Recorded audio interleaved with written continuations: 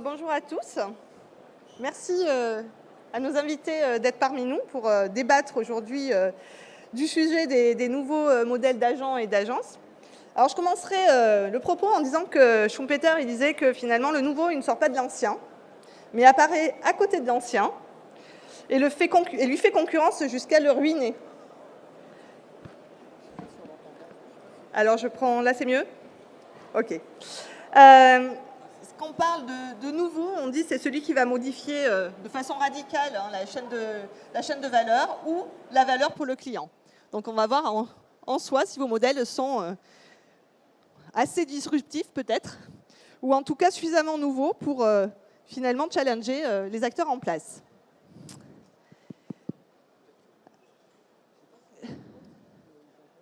Est-ce que vous entendez ? Non ? Là c'est mieux ? Beaucoup mieux, ok. Donc pour commencer, on va parler un petit peu de l'agence de demain. Donc j'ai fait une toute petite étude sur 500 personnes, la moitié étant des clients et la moitié étant des professionnels, pour voir un petit peu comment ils s'imaginaient cette agence demain. Donc vous allez avoir la représentation ici, en fait, des mots qui sont apparus. Et évidemment, la taille des mots est fonction de la fréquence d'apparition de ces mots-là. Alors sans surprise, évidemment, on a digitalisation, visite virtuelle, etc. Mais finalement, il y a des choses qui nous interpellent un petit peu. Donc on parle de disparition, d'ubérisation, de franchise, de services multiservices, d'humaine, d'éco-responsable, d'innovante, agilité, réactivité.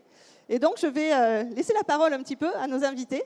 Alors sachant que la règle du jeu, c'est d'être quand même assez court pour pouvoir avoir de l'interaction et de la réaction.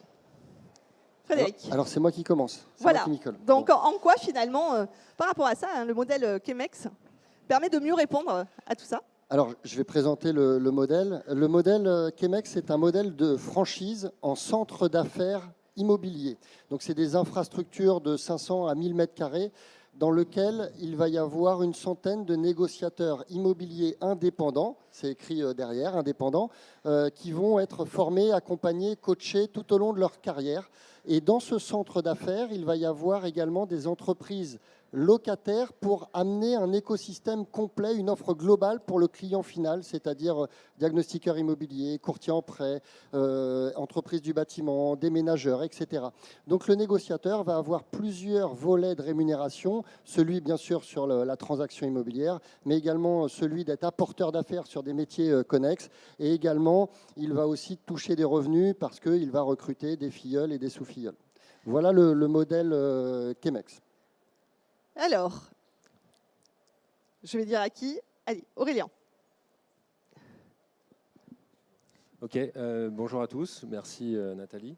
Donc effectivement, moi je suis Aurélien Goudfard, je suis le fondateur de Homeloop qui propose un service d'iBuying. Je ne sais pas si c'est clair pour tout le monde, mais c'est en gros de la vente instantanée, de la vente immobilière instantanée qui consiste en fait à vendre directement son bien, sa maison ou son appartement à une société, en l'occurrence Homeloop, qui se propose du coup d'acheter rapidement, sans conditions suspensives de financement, sans délai de rétractation.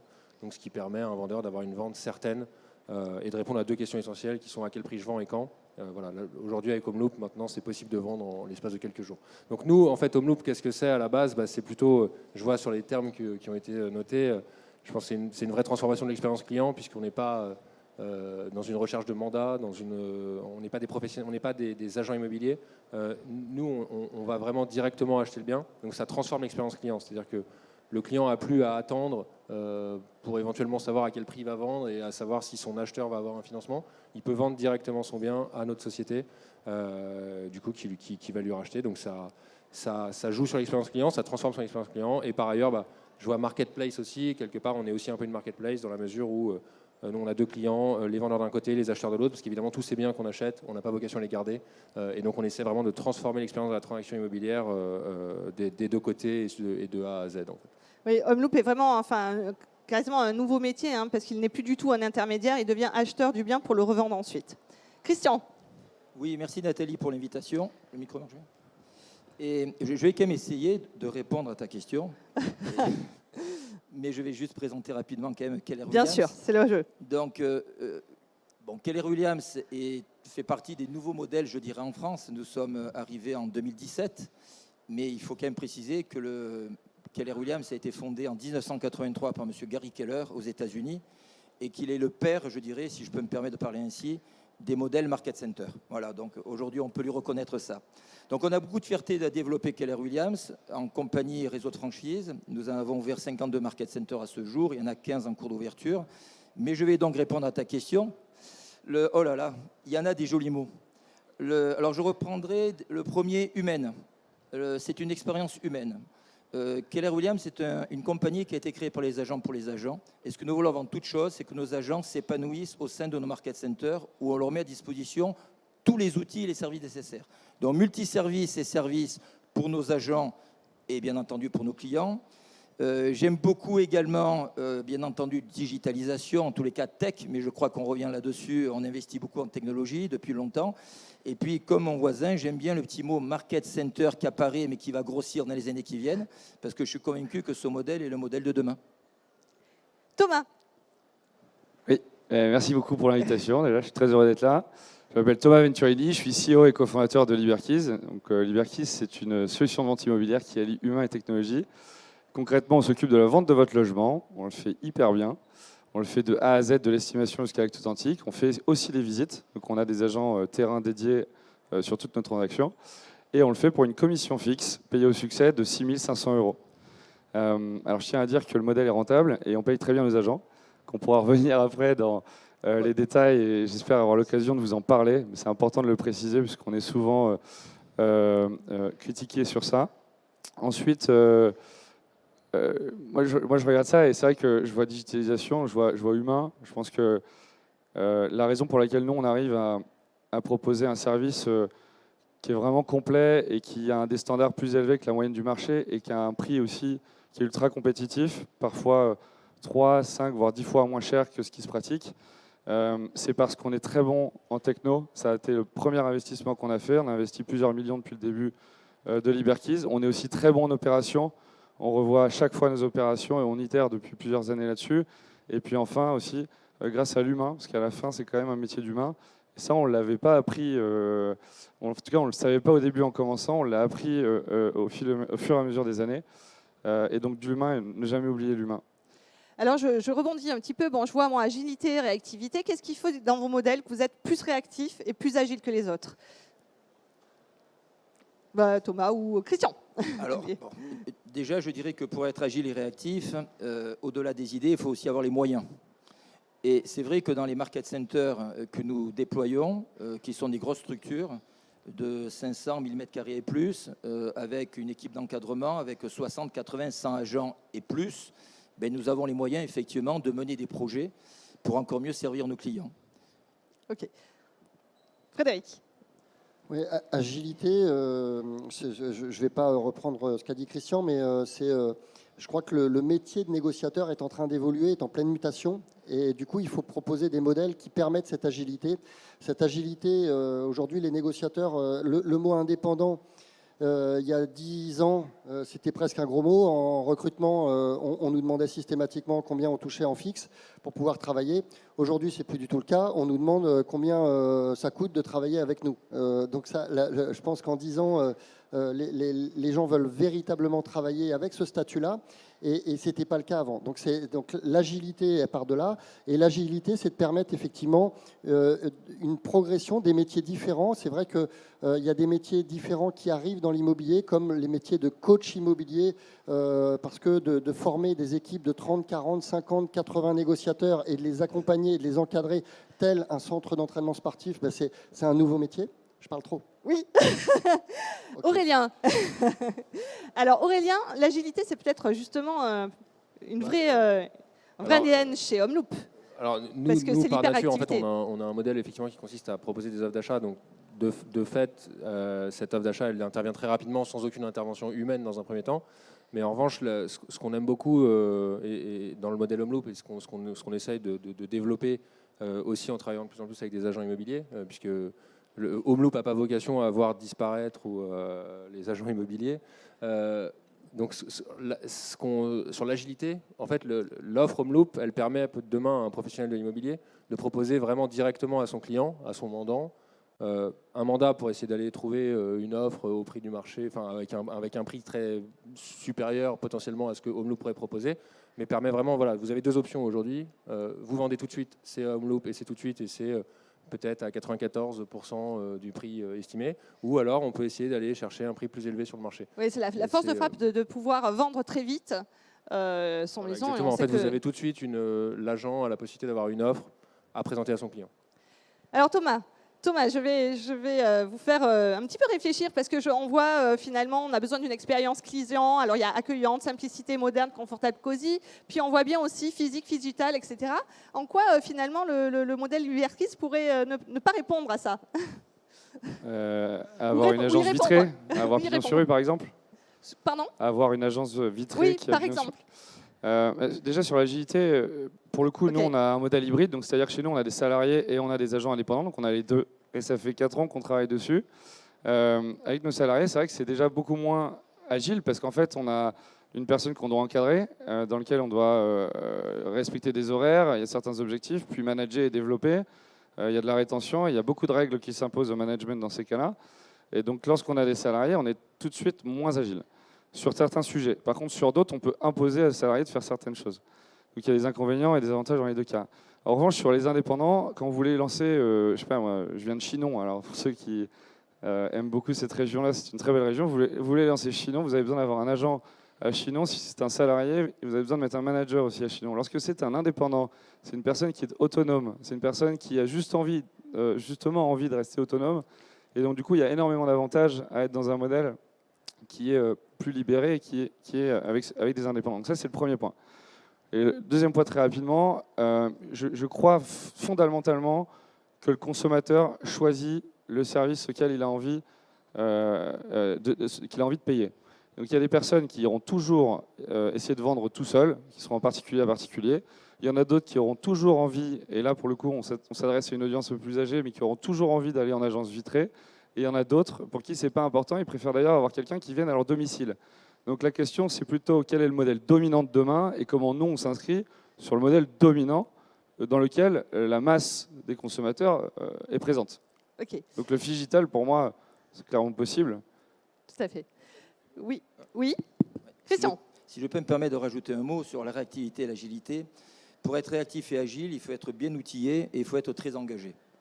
C'est pour cette raison que je disais tout à l'heure que nous délivrons énormément d'outils, la formation, la technologie, etc., pour que nos agents puissent rencontrer nos clients avec tous les éléments nécessaires, mais également l'engagement, parce que nos agents sont des entrepreneurs. Et quand on se lève le matin pour développer son entreprise au sein d'une compagnie qui nous en donne la possibilité, l'engagement est là. Et quand on est engagé, on est réactif et agile. Ok, donc là je vous ai, c'est le nuage de mots lié à la représentation de l'agence donc demain, donc digitalisée, bon c'est pas le sujet. Ce qui est intéressant de voir, c'est dans la représentation, par rapport à la représentation globale, on voit disparu ubérisé qui apparaît très souvent, et les honoraires low cost, donc ça on ne l'a pas forcément encore évoqué, donc je vais demander à Frédéric donc déjà de réagir sur ce sujet, puis faire le tour de la table. Sur le sujet du low cost Sur le sujet du low cost, ou en tout cas de la tarification du service immobilier. Plus pour moi celui-là. Merci Nathalie. Oui, non, mais je sais, mais justement... Hein. Voilà, je vais peut-être laisser le low coster s'exprimer, puisque nous, on n'est pas... non, sauf comment si ça s'appelle pas comment comme défendre ça, quand l'attente et la représentation des clients, ça va être ça? Nous sur, en fait, parce que dans le mot low cost, c'est service.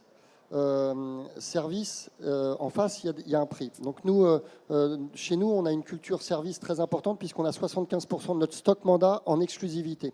Ça veut dire que je pense que c'est important de le signaler. Et donc forcément, quand on travaille en exclusivité, on a un engagement de service et de qualité de service qu'on va pouvoir offrir qu'on ne peut pas faire en mandat simple. Ça veut dire que chez nous, on a des honoraires moyens d'agences qui sont plus de l'ordre de 11 500 € hors taxe. Donc moi, je ne vais pas être le mieux placé pour parler du low cost. Thomas, low cost. Là, je vous remercie parce que je suis ravi de pouvoir parler de ça. Déjà, il y a deux concepts qui s'opposent. Il y a le low cost et il y a le low price. On est le low cost, c'est cheap. Vous volez avec Ryanair. Le low price, c'est une compagnie aérienne qui a réussi à optimiser de manière lean l'ensemble de ses coûts, donc le réduire, mais de proposer un super service. C'est une grosse différence. Et nous, on est low price. On a eu à cœur, en fait, quand on a regardé le marché au début, de voir un niveau de service qu'on ne trouvait pas assez complet pour un prix qu'on trouvait trop élevé. Ce qu'on a décidé de faire, c'est de travailler et de rematcher les deux, donc remarier le meilleur des deux mondes, un accompagnement complet avec un expert immobilier et un coût et une transparence plus proche de la vente en direct.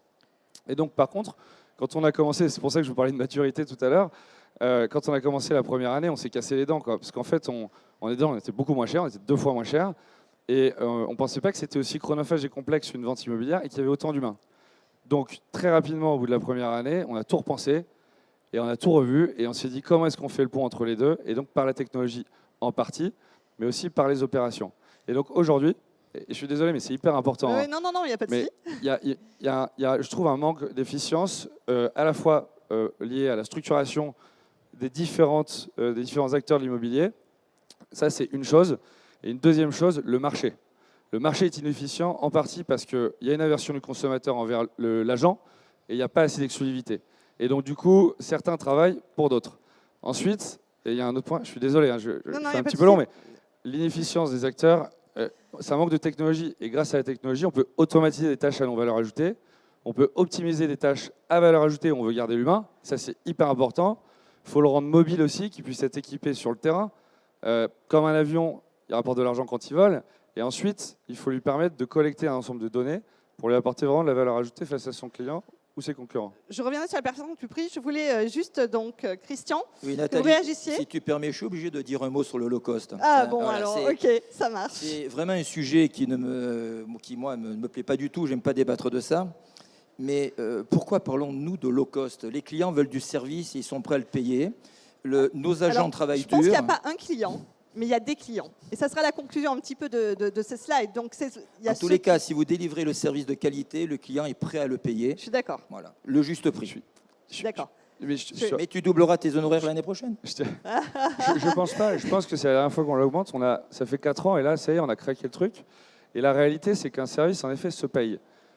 Sauf que nous, on a travaillé de manière à pouvoir proposer un service hyper complet qui se tient dans une commission aussi petite que 6 500 €. Et c'est dur, hein. Mais après, la question aussi du prix qui va être plus bas, on sait très bien, et notamment sur un service où il y a une immatérialité, donc une difficulté à éprouver la qualité, on va induire la qualité à partir du prix. Donc est-ce que ce n'est pas risqué finalement d'avoir un prix un peu bas?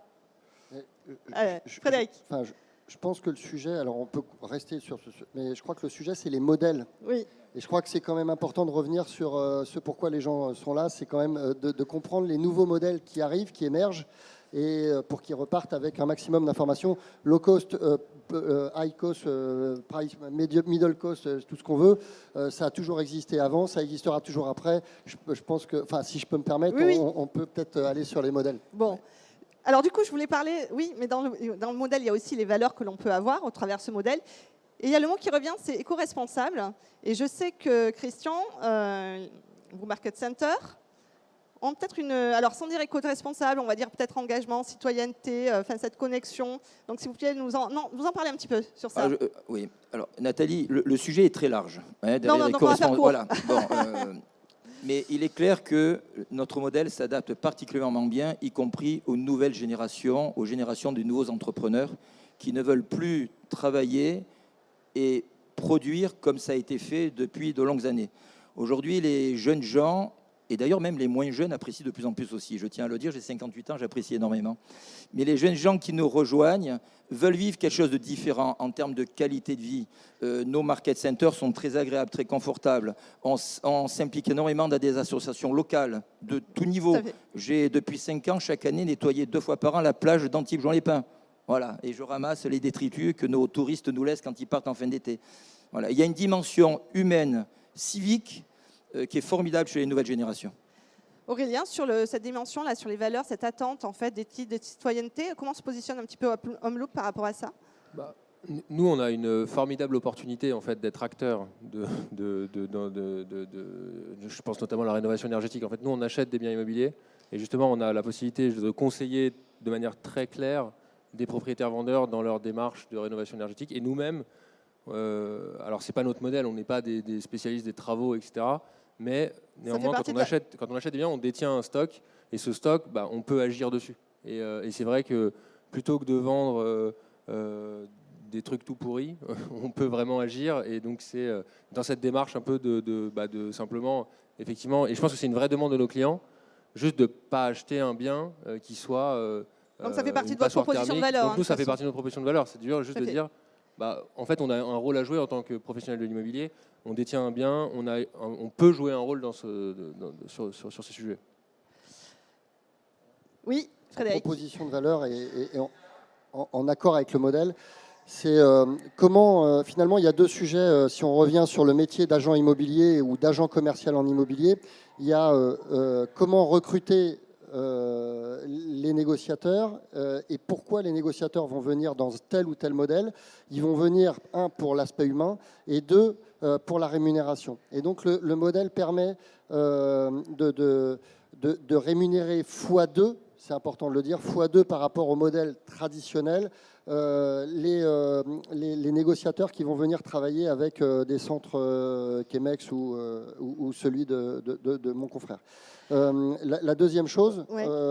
c'est finalement comment les faire performer, parce qu'ils sont indépendants, et le métier d'indépendant, eh bien souvent, quand on est 100% indépendant, comme dans des réseaux de mandataires, on a du mal à avoir de la performance commerciale. Et finalement, dans des infrastructures très processées, structurées, encadrées, avec des équipes compétentes, eh bien, on arrive à accompagner les négociateurs à faire ce métier de manière complètement indépendante, mais avec des performances, avec des chiffres d'affaires qui vont faire 300, 400, 500 000 euros de chiffre d'affaires. Et donc, voilà aussi ce qui est en train d'émerger et d'évoluer dans notre environnement.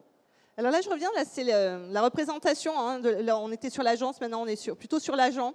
Donc, comment on le perçoit? Donc, professionnel, disponible, réactif, polyvalent, formé, connecté, augmenté, humain. Thomas. Sur ce qui a été dit avant, je suis plutôt d'accord. Et c'est vrai que c'est un modèle assez hybride. On a à peu près pareil chez nous. Alors, on n'a pas de centre, mais on a un coach, en effet, qui est formé et qui va coacher à peu près une quinzaine d'agents immobiliers, pas plus. Ce qui permet le côté formé professionnel. C'est ça, mais c'est vrai que dans le modèle d'indépendance, on a une redistribution de la richesse qui est différente. Et donc, ça permet à l'agent indépendant sur le terrain de capter davantage, puisqu'il n'est pas dans une structure où, en effet, il y a tous les à côté, où il va y avoir du management, une vitrine, etc. Donc, c'est deux modèles différents. C'est pour ça que les consommateurs vont aussi avoir derrière une promesse qui va être relativement différente. Et c'est pour ça que, à mon avis, tous les modèles peuvent marcher.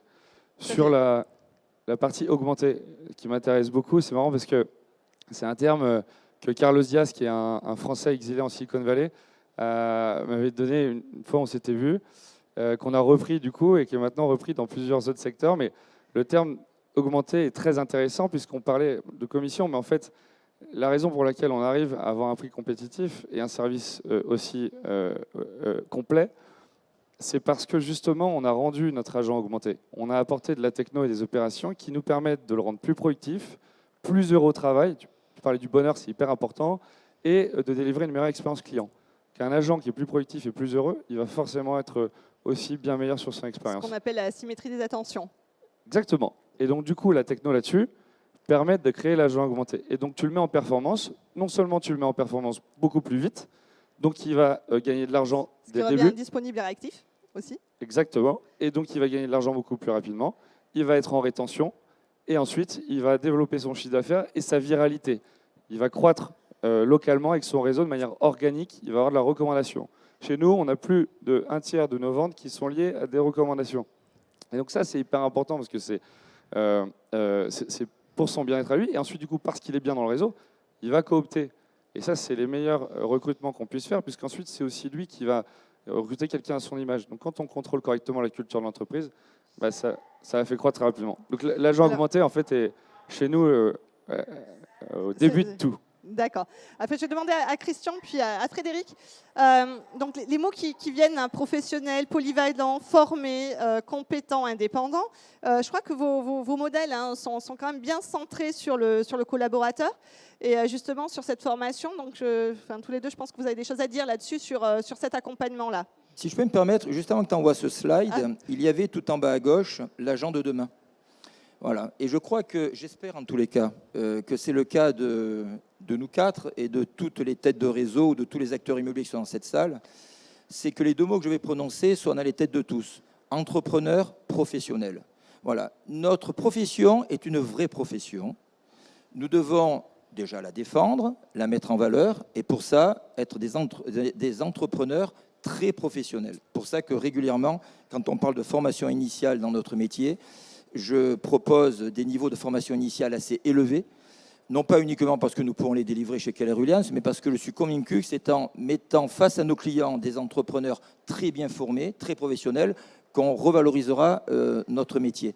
Et après, je voudrais dire quelques mots, si tu permets, sur l'agent augmenté et la rémunération dont tu as parlé, Frédéric. J'ai une petite question avant, Frédéric, puis on reviendra à Christian.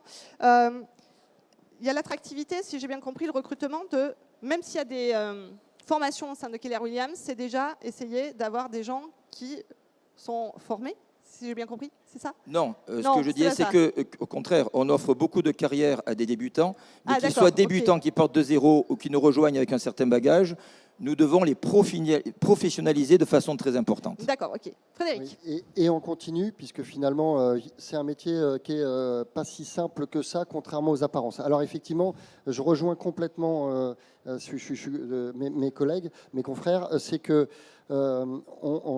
ils vont suivre chez nous 18 semaines de formation et c'est obligatoire. Même celui qui a 10 ans de métier, il va suivre 18 semaines de formation. 3 semaines théoriques, 15 semaines pratiques, avec des coachs sur le terrain qui vont les accompagner.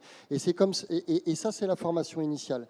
Et c'est vrai que souvent, on entend 3 jours de formation dans tel réseau, 5 jours. C'est pas possible. Il faut se le dire, c'est plus possible. Et quand on parle de professionnels et de professionnalisation et de responsabilité des franchiseurs que nous sommes pour la défense de ce métier, c'est important qu'on soit passionné, mais qu'on monte d'un cran en professionnalisation de nos équipes. Et donc la formation initiale, mais ensuite la formation continue. C'est-à-dire que toutes les semaines, hormis les réunions commerciales où on a parfois 80, 100 négociateurs dans la même salle pour participer à des réunions commerciales, eh bien, c'est toutes les semaines, il y a des trainings. Ça vit comme un centre d'entraînement sportif. Tous les jours, il y a du training et il y a de l'entraînement. Et c'est important.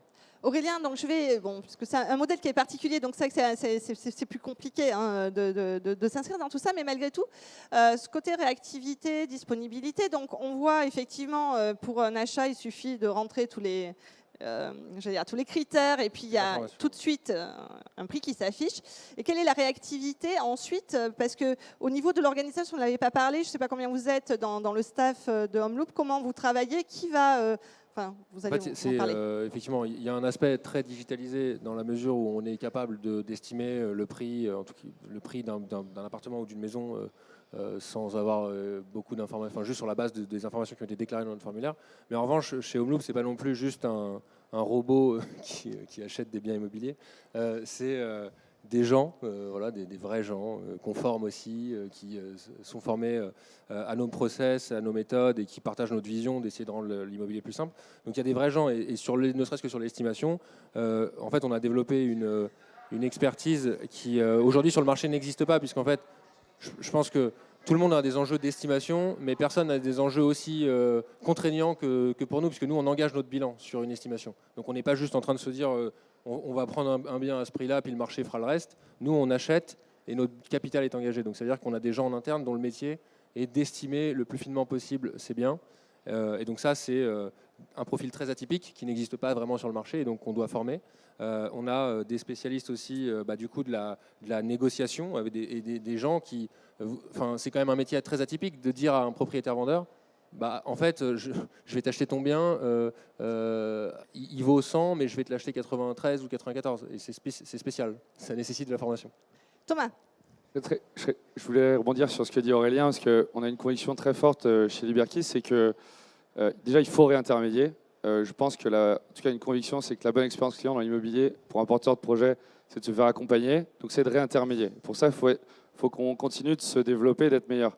Pour être meilleur, je pense que l'agent immobilier peut, au-delà de la commission sur la vente, peut se plateformiser et regagner du leadership sur le marché en n'étant pas qu'un vendeur de logements immobiliers. Il peut être aussi le project manager du projet immobilier de quelqu'un qui a un projet. Donc ça, c'est hyper important. Et du coup, aller sur d'autres services connexes et apporter une palette de réponses aux attentes de quelqu'un qui vient vous voir avec son projet. Et typiquement, récemment, on s'est posé la question... Sur une centaine de clients, donc j'en prends 100, il y en a 80 qui veulent vraiment vendre leur logement et notre promesse correspond tout à fait à ces attentes. Et il y en a une vingtaine qui vont être hyper pressés parce qu'ils sont en divorce, ils ont une maladie ou il y a une succession. Et dans ce cas-là, qu'est-ce qu'on fait? Eh ben, on s'est parlé avec Homeloop justement, qui est le leader en iBuying en France. On a créé une offre commune qui est powered by Homeloop, mais qui est proposée dans nos services. Et nos agents Liberkeys sur le terrain sont en capacité de répondre du coup à davantage d'attentes.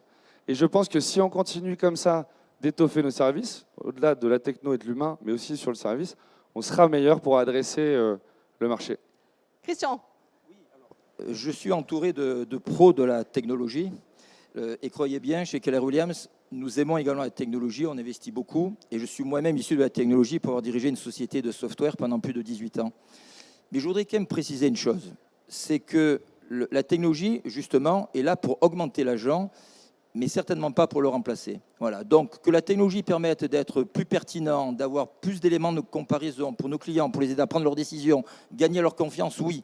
Mais quand j'entends que la technologie remplacera peut-être un jour notre métier, les agents, là, je m'inscris vraiment en faux par rapport à ça. D'ailleurs, ça n'apparaît pas du tout. Enfin, ça en apparaît inutile, obsolète, c'est en tout petit. Et après, et par contre, vous voyez, si on regarde sur la représentation de l'agence où on voyait disparu, ubérisé, par contre, l'agence, c'est beaucoup plus discutable. Excuse-moi.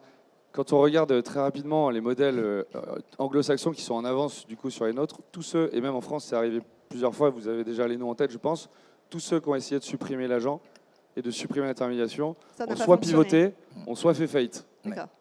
Et je voudrais revenir sur un deuxième point, Nathalie, c'est le côté rémunération de nos agents. Ce que je vois indépendant, donc ça me fait penser entrepreneur et ça me fait penser rémunération. Pour réussir leur entreprise, si on veut les traiter comme des entrepreneurs, il faut leur laisser les moyens de développer leur entreprise. Et c'est pour ça que le modèle de rémunération Keller Williams, qui est peu connu, et je vous invite à en prendre connaissance, laisse beaucoup de moyens à nos entrepreneurs pour s'épanouir au sein de nos market centers. Bon, vous avez entendu parler de CAP, j'imagine. On vous expliquera ce que c'est. Frédéric, sur ça aussi, sur la rémunération, l'autonomie, est-ce que c'est un petit peu... J'en ai un petit peu parlé tout à l'heure. Là, on est sur les négociateurs. Je pense que les négociateurs et les franchisés, ou c'est pas, on sent, je partage complètement ce que vient de dire Christian, on sent qu'il y a une véritable évolution et une véritable appétence pour notre modèle. Et parce que, en fait, on explose les plafonds qui étaient ceux du monde traditionnel, mais on les explose. Donc ça veut dire qu'on va se retrouver avec des négociateurs qui vont, pour les plus performants, pouvoir prétendre à des revenus entre 14 et 20 000 euros net par mois. Dans le monde traditionnel, c'est totalement impossible. J'ai eu la chance de diriger, d'avoir le numéro 1, le numéro 2 et le numéro 4 national d'un réseau national qui était dans mon agence. Et alors certes, ils étaient salariés, mais ils étaient entre 6 et 8 000 euros net par mois. Et donc ça veut dire que et comment c'est possible de faire x2 sur le niveau de revenu à chiffre d'affaires égal? Comment c'est possible? Eh bien, il faut rémunérer sur déjà beaucoup mieux. Pourquoi? Parce qu'il y a une force de vente beaucoup plus importante avec une économie d'échelle importante, contrairement au fait de mutualiser plusieurs agences où là, on ne fait pas d'économie d'échelle. Une seule infrastructure permet d'énormes économies d'échelle qui permet de nettement mieux rémunérer les négociateurs et en plus, en leur permettant d'avoir des revenus annexes via le MLM du recrutement, mais via aussi des entreprises partenaires. Voilà comment on arrive à faire que le métier est en train d'évoluer très rapidement et fortement. Alors, moi, je voudrais juste après... je peux me permettre, Nathalie, de modifier un mot sur ton slide. Le indépendant, si on peut le transformer en interdépendant. Voilà. Comment? Interdépendant. Oui, Voilà. Où effectivement, les entrepreneurs qui rejoignent nos centres, nos market centers, travaillent ensemble pour réussir ensemble. Alors, juste quand je regarde ça, parce que là, il s'agit de la représentation des clients. Donc, derrière, il y a le reflet de leurs attentes. Ils ont envie d'avoir quelqu'un de disponible. Alors, évidemment, tout le monde dit oui, non, mais évidemment, il faut être à la disponibilité de son client. Mais concrètement, comment on fait pour être disponible? Aujourd'hui, si c'est une attente de la part des clients, ça veut dire qu'aujourd'hui, on reproche finalement un manque de disponibilité. Donc, en quoi vos modèles permettent de rendre disponible? Donc, peut-être justement, oui, Thomas. Oui. Il y a une nuance entre être disponible et savoir se rendre disponible. Et je pense que c'est une nuance hyper importante parce que la manière dont l'agent immobilier va répondre à une attente de son consommateur est hyper importante. Et c'est là où l'humain est très important. y a plusieurs manières pour se rendre disponible. Déjà, il faut supprimer tout ce qui est supprimable et qui n'apporte pas de valeur à l'humain. Et donc, du coup, typiquement, le secrétariat digitalisé ou même, je sais qu'il y a encore des agences qui reçoivent les leads acquéreurs directement dans une boîte mail mise en commun. Chez nous, typiquement, c'est une sorte de, donc c'est notre propre technologie, mais qui ressemble un peu à Salesforce, où toute intention de visite sur un de nos biens va devenir une tâche pour mon agent LiberKeys, qui va savoir quand est-ce qu'elle est arrivée, qu'est-ce que veut la personne, est-ce que c'est traité ou pas traité. Et donc ça, c'est vraiment juste un exemple. Mais du coup, ça libère tellement de temps. Déjà, 100% de nos leads acquéreurs sont rappelés. Ensuite, ils sont qualifiés. Et c'est fait de manière très optimisée. Donc ça libère, déjà, ça offre une meilleure disponibilité. Et puis ça libère tellement de temps pour d'autres choses. C'est pour ça que nos agents, ils font 3, 4, 5, parfois 6, 7 ventes en moyenne par mois. Et donc, tout en étant très disponible. Donc il y a ça, il y a l'organisation de l'agent. Et là-dessus, c'est parfois très compliqué pour un commercial terrain qui a un mindset de commercial terrain de s'organiser. Donc là-dessus, c'est comment est-ce qu'on l'aide, encore une fois, à s'organiser. Il y a le coaching, etc. etc. Toutes ces choses-là lui permettent d'être disponible. Christian ou Frédéric? Oui, alors, je reviens sur la notion de modèle. En fait, il y a pas mal d'années, la grande distribution n'existait pas en France. Aujourd'hui, la grande distribution, mais immobilière, arrive. Et c'est quoi, en fait, dans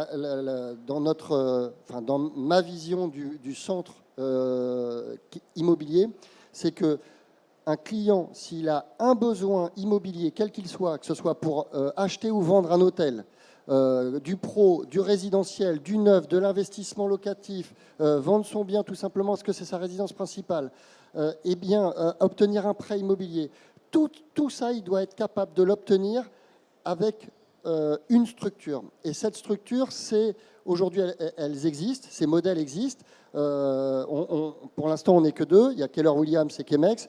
Peut-être qu'il va y en avoir d'autres, mais il y a une vraie mutation qui est en train d'opérer. Et en termes de modèle, on pourrait appeler ça la grande distrib de l'immobilier. Alors, Frédéric, j'entends tout ce que tu dis, je suis d'accord avec toi. Ce sont des plateformes de services où n'importe quel client qui poussera à notre porte doit pouvoir recevoir le service qu'il attend dans le résidentiel, dans le commercial, dans le neuf, etc. Avec un professionnel adapté. Hein. C'est juste le rapprochement de la grande distrib. Là, par contre, j'ai plus de mal parce que nous devons également délivrer de la qualité et pour moi, ça ne va pas toujours de pair. Voilà. Des agents professionnels. Et on ne vient pas acheter n'importe quoi dans nos structures, on vient acheter un bien immobilier sur lequel on va s'investir pendant 20 ans. La comparaison avec la grande distrib, je suis d'accord avec toi sur l'image, mais pas sur la grande distrib. L'image, c'était de se dire, quand un client il rentre pour faire ses courses, et ben, si jamais il a envie aussi d'acheter un marteau, eh bien, c'est bien qu'il puisse le trouver. Ouais. Et en fait, là, c'est l'immobilier, donc tout ce qui va toucher à l'immobilier, qu'il puisse avoir le renseignement avec un véritable professionnel, dont c'est le métier qui va pouvoir lui apporter le renseignement, eh bien là, on est pourvoyeur de services, de qualité, de professionnalisme, d'image et de gain de temps pour le client. J'ai compris. Mais je préfère le restaurant gastronomique où tu trouves tout à la carte, mais tout est très bon. Oui. C'est un petit peu ce qui avait été mis dans les mots, ce côté multiservice, effectivement, le one-stop shopping. En fait, on est un peu sur du métamarché. Ouais. Aurélien, vous vouliez parler? Je ne sais pas. Non, nous, de la même manière, je pense que ce côté multiservice, alors nous... Alors chez Homeloop, on n'a pas vocation effectivement à faire ça comme un grand magasin ou de la grande surface, mais en revanche de le faire totalement digitalisé. L'objectif, je pense, et le modèle de demain, en tout cas dans lequel nous on croit, c'est effectivement un modèle dans lequel un utilisateur, vendeur, acheteur va pouvoir trouver sur notre plateforme la possibilité de vendre le bien, d'acheter un bien. Aujourd'hui, on a lancé un service de courtage en prêt immobilier de manière à aussi accompagner l'acheteur dans sa démarche de financement. Puisqu'aujourd'hui, dans un parcours immobilier, vous avez la vente qui est un point de douleur, l'achat qui est un point de douleur, pour toutes les raisons qu'on a citées, mais le financement aussi est un point de douleur parce que c'est long, parce qu'il y a des délais administratifs. Et donc nous, justement, en fait, chez Homeloop, on est déjà en train de créer quelque part ces étapes servicielles, ces briques, qui vont permettre de répondre aux contraintes d'un utilisateur. Alors nous, sur le particulier, sur le logement, mais par rapport... Alors juste, parce qu'il ne nous reste plus beaucoup de temps, mais j'aimerais quand même vous faire agir là-dessus. Enfin, bon, on voit bien là, quand on voit la représentation des clients et des professionnels, vous voyez, ce n'est pas les mêmes mots qui reviennent. Et il y a toujours un décalage hein. Enfin, souvent un décalage entre ce finalement qu'a besoin le client et la représentation que se ferait le professionnel. Ce qui est intéressant là, donc sur ce slide, la représentation des professionnels, et par rapport, voilà, on est sur un désir d'autonomie. Effectivement, les modèles permettent d'avoir cette indépendance, ce professionnalisme, cette disponibilité, parce que vous utilisez beaucoup les outils digitaux, l'IA en tout cas pour certains, la formation, cette volonté de formation dans des structures qui sont importantes.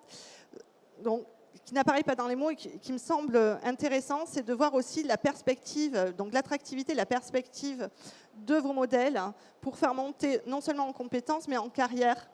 Alors justement, excellente question. En fait, ma vision de l'évolution de l'immobilier dans 5 à 10 ans, mais c'est déjà le cas maintenant, c'est qu'en fait, l'agence immobilière traditionnelle se transforme en agent commercial qui va finalement être en mesure d'apporter quasiment le même service qu'une agence complète. Et finalement, le patron d'une agence immobilière qui est un commerçant de quartier, de ville, demain, s'il en a les capacités, en tout cas dans nos modèles, c'est de devenir un chef d'entreprise qui va piloter une entreprise qui va rayonner régionalement.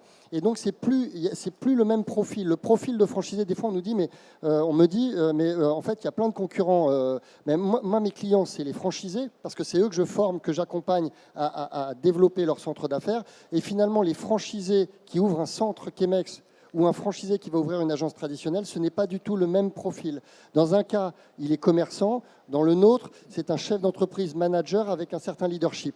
Et donc, ça évolue à ce niveau-là.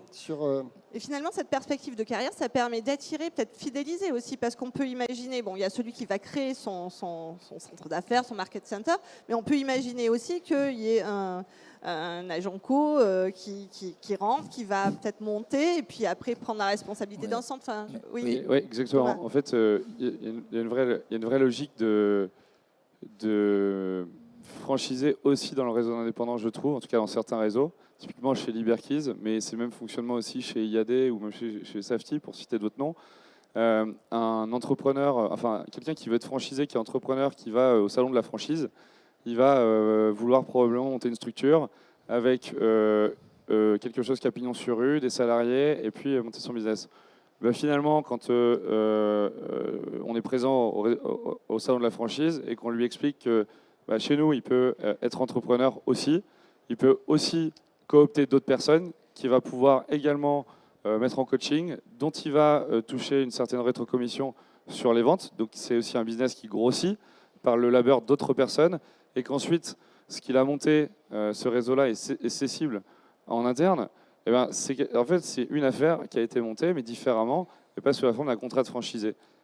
La dernière petite réponse. Oui, si je peux me permettre, je vais faire très vite sur la carrière. Mais bon, je pense qu'il paraît très évident à tout le monde que la carrière qu'on peut proposer à nos agents, il y a de multiples possibilités au sein d'un market center qui est une véritable entreprise. Comme dans toutes les entreprises, il y a des opportunités de carrière, ce qui est peut-être plus difficile à trouver dans des structures plus petites. Donc oui, nous offrons des carrières incroyables chez Keller Williams. Mais je voudrais, parce qu'il ne reste que quelques secondes, dire 3 mots. Nathalie, j'ai participé volontiers à cette table ronde, mais je voudrais dire du fond du cœur, arrêtons ce clivage entre les modèles. Depuis hier matin, j'en ai marre. J'entends parler des agences immobilières, c'est les meilleurs, les traditionnels. J'entends parler des réseaux de mandataires, c'est les meilleurs. Et Keller Williams ou Chemex, nous sommes les meilleurs. Non. En final, apprenons les uns des autres et unifions-nous pour protéger notre profession. Et partageons, il y a des initiatives incroyables de partage de mandats exclusifs ou autres. Enfin, il y a plein de choses à faire ensemble.